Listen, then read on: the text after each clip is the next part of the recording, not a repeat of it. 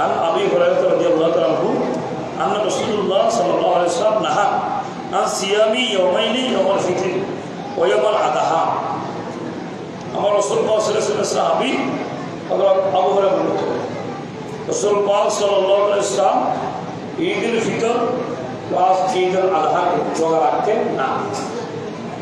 শরীয়তের মধ্যে বছরের মধ্যে 5 দিন রোজা রাখা নিষেধ। কোরবানির 7 দিন, 10 তারিখ, 11 তারিখ, 12 তারিখ, 13 তারিখ, আর এদিকে ঈদুল ফিতরের দিন রোজা রাখা যাবে না। কেউ সুইসাব মনে করে একবারে ফরজ দেওয়ার মনে করে নাই কিন্তু রোজা রাখা এরকম করলে ভালো যাওয়া না। কিয়ামতের মধ্যে তার রোজা নিক্ষেপ করবে তাকে। রসুল বলতেছে শরীয়তের মধ্যে 5 দিন রোজা রাখা নিষেধ, রোজা রাখা যাবো না।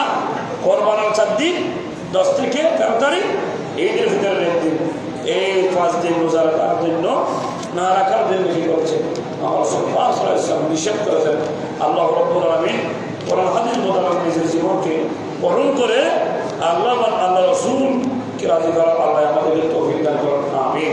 যারা হাজির আমাদের সময় হয়ে গেছে, যারা এখনো পর্যন্ত